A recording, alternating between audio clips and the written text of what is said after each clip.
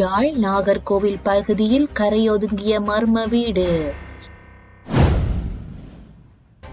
கனேடிய உயர்ஸ்தானிகரை சந்தித்தார் ஸ்ரீதரன்.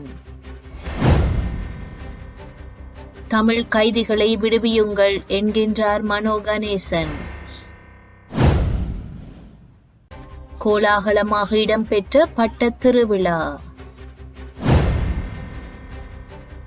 இலங்கையில் தரமற்ற டின் மீன்கள் எச்சரிக்கை. யாழ்ப்பாணம் வடமராட்சி கிழக்கு நாகர்கோவில் பகுதியில் நேற்று அதிகாலை 3 மணி அளவில் மர்ம வீடு ஒன்று கரையொதுங்கியுள்ளது.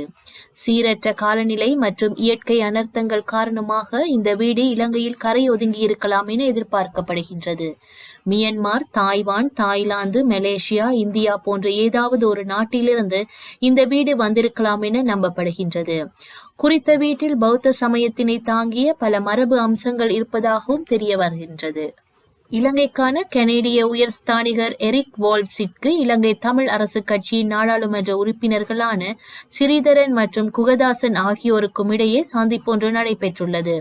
இந்த சந்திப்பு தொடர்பில் தமது எக்ஸ் பக்கத்தில் பதிவிட்டுள்ள நாடாளுமன்ற உறுப்பினர் ஸ்ரீதரன் சமகால அரசியல் தொடர்பில் இதன்போது கலந்துரையாடப்பட்டதாக குறிப்பிட்டுள்ளார்.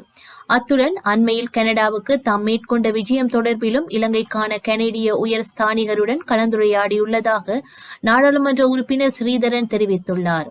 அதே சமயம் இலங்கை தமிழரசு கட்சியின் நாடாளுமன்ற குழுவினருக்கும் கனேடிய உயர்ஸ்தானிகருக்கும் இடையிலான சந்திப்பொன்றை ஏற்பாடு செய்யுமாறு கோரிக்கை விடுத்துள்ளதாகவும் நாடாளுமன்ற உறுப்பினர் ஸ்ரீதரன் தனது எக்ஸ் பக்கத்தில் தெரிவித்துள்ளார்.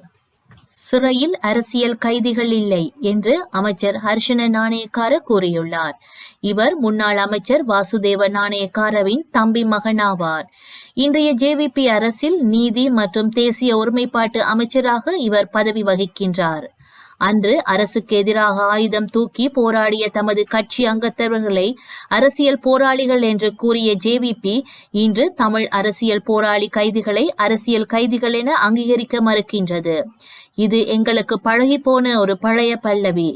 இன்று இது புது புரட்சியாக மாற்றம் செய்ய போகின்றோம் என்று கூறி ஆட்சிக்கு வந்த புரட்சி அரசாங்கமும் அதே அரைத்த மாவையே அரைக்கின்றது. இப்படியான பல பல்லவிகளை கேட்டு முரண்பட்டு ஜனநாயக ரீதியாக போராடிய வரலாற்றை கொண்ட எமக்கு இது பழகி போன ஒரு மேலாதிக்க அரசியல் கருத்து. அரசியல் கைதிகள் இல்லை என்ற பழைய பல்லவியை பாடாமல் தமிழ் அரசியல் கைதிகளை உடனே விடுவியுங்கள் என தமிழ் முற்போக்கு கூட்டணி தலைவர் மனோ கணேசன் எம்பி அரசாங்கத்திற்கு தெரிவித்துள்ளார். வல்வை சர்வதேச வினோத பட்ட திருவிழா தைப்பொங்கல் தினம் மிகவும் கோலாகலமாக வல்வை உதயசூரியன் உல்லாச கடற்கரையில் இடம்பெற்றது. வல்வை விக்னேஸ்வரா சன சமூக நிலையம் மற்றும் உதயசூரியன் விளையாட்டு கழகத்தின் ஏற்பாட்டில் இந்த நிகழ்வு இடம்பெற்றது. இதன்போது வினோதமான பட்டங்கள் பறக்கவிடப்பட்டன. அதை கண்டு மக்கள் யாவரும் மகிழ்ச்சி கொண்டனர். இலங்கையில் விற்பனை செய்யப்படும் டின் மீன்களில் பாதியளவான டின் மீன் உற்பத்திகள் எதுவித தரச் சான்றிதழ்களும் அற்றவை என தகவல்கள் வெளியாகியுள்ளன. இலங்கை நுகர்வோர் விவகார அதிகார சபையின் தகவல்களின் பிரகாரம் இலங்கையில் 28 வர்த்தக நாமங்களின் கீழ் டின் மீன்கள் சந்தைப்படுத்தப்படுகின்றன. இவற்றில் 15 வர்த்தக நாமங்களை கொண்ட நிறுவனங்கள் மட்டுமே தரச் சான்றிதழ் உள்ளிட்ட அனுமதிகளை பெற்றுள்ளன. அவற்றின் மூலமாக சந்தைப்படுத்தப்படும் 48 வகையான டின் மீன்களும் இலங்கை தரச் சான்றிதழ் நிறுவனத்தின் தரச்சான்று வழங்கப்பட்டுள்ளது. ஏனைய 13 வர்த்தக நாமங்களை கொண்ட நிறுவனங்களுக்கும் எதுவித தரச் சான்றுகளும் வழங்கப்படாத நிலையிலேயே அவற்றின் டின் மீன்கள் சந்தைப்படுத்துவதற்காக தேசிய கணக்காய்வு நிறுவனத்தின் அறிக்கையொன்று தெரிவிக்கின்றது.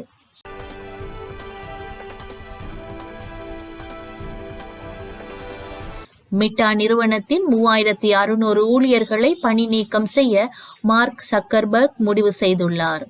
ஃபேஸ்புக், இன்ஸ்டாகிராம் மற்றும் வாட்ஸ்அப் நிறுவனங்களை சொந்தமாக கொண்ட மெட்டா நிறுவனம் குறைவான செயல்திறன் கொண்ட ஊழியர்களை பணி நீக்க திட்டமிட்டுள்ளதாக வெளிநாட்டு ஊடகங்கள் செய்தி வெளியிட்டுள்ளன.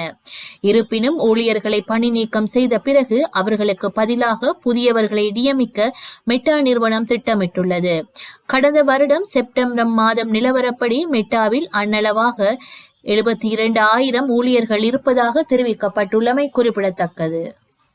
தென்கொரியாவின் கடந்த 3ஆம் திகதி ஜனாதிபதி யூன் சுக் இயல் திடீரென ராணுவ அவசர நிலையை பிரகடனப்படுத்தியுள்ளார். இதற்கு பொதுமக்கள் எதிர்க்கட்சிகள் கடும் எதிர்ப்பு தெரிவித்து போராட்டங்களில் ஈடுபட்டனர். இதையடுத்து சில மணி நேரங்களில் அவசர நிலையை திரும்ப பெற்றார். ஆனால் அதிபர் பதவியில் இருந்து அவர் விலகக் கோரி போராட்டம் வெடித்தது. இதையடுத்து பாராளுமன்றத்தில் தீர்மானம் கொண்டுவரப்பட்டு அதிபர் பதவியில் இருந்து யூன் சுக் இயல் தகுதி நீக்கம் செய்யப்பட்டார்.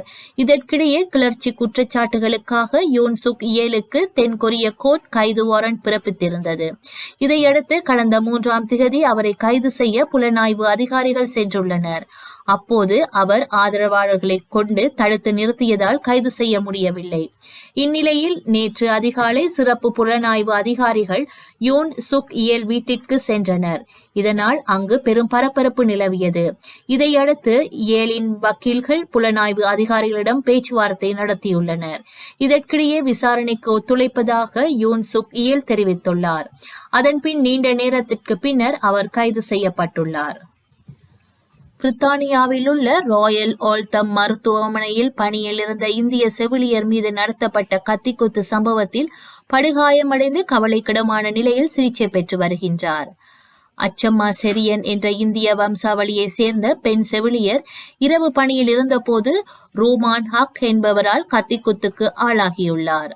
50 வயதாகும் பெண் செவிலியர் உடலில் பலத்த காயம் ஏற்பட்டிருப்பதால் அவருக்கு தொடர்ந்து உயிர்காக்கும் சிகிச்சைகள் அளிக்கப்பட்டு வருவதாகவும் அவரது உடல்நிலை கவலைக்கிடமாக இருப்பதாகவும் காவல்துறை தகவல்கள் தெரிவிக்கின்றன. அவரது உடலில் ஏற்பட்டிருக்கும் காயங்கள் உயிருக்கு ஆபத்தானவையாக இருப்பதாகவும் காவலர்கள் கூறியுள்ளனர். இந்த சம்பவத்தில் தொடர்புடைய நபரை காவல்துறையினர் கைது செய்து வழக்கு பதிவு செய்துள்ளனர். பாகிஸ்தான் நாட்டின் பஞ்சாப் மாகாணத்தில் 23 தீவிரவாதிகள் கைது செய்யப்பட்டுள்ளதாக அந்நாட்டு பாதுகாப்பு துறையினர் தெரிவித்துள்ளனர். அம்மாகாணத்தின் லாகூர் நகர் பகுதியில் பஞ்சாப் காவல்துறையினர் மேற்கொண்ட பயங்கரவாத தடுப்பு நடவடிக்கைகளில் தடை செய்யப்பட்ட டிடிபி எனும் பயங்கரவாத இயக்கத்தை சேர்ந்த 7 பேர் உட்பட 23 தீவிரவாதிகள் கைது செய்யப்பட்டுள்ளனர். இந்நிலையில் கைது செய்யப்பட்ட பித்னா உல் குவார்ஜ் எனும் பயங்கரவாத இயக்கத்தை சேர்ந்த தீவிரவாதிகள் 7 பேரிடமிருந்து வெடிகுண்டுகளும் அந்நகரத்தின் முக்கிய கல்வி நிறுவனங்களின் வரைபடங்களும் கைப்பற்றப்பட்டுள்ளதாக கூறப்படுகின்றது. இது குறித்து பஞ்சாப் மாகாண காவல்துறையினர் கூறுகையில், இவர்கள் 23 பேரும் கைது செய்யப்பட்டதன் மூலம் மிகப்பெரிய பயங்கரவாத தாக்குதல்கள் தடுக்கப்பட்டுள்ளதாக தெரிவித்துள்ளனர். இதனைத் தொடர்ந்து கைது செய்யப்பட்டவர்கள் 23 பேரின் மீதும் வழக்கு பதிவு செய்யப்பட்டு பாதுகாப்பு படையினர் விசாரணைகளை மேற்கொண்டு வருகின்றனர். வரலாற்றில் இன்று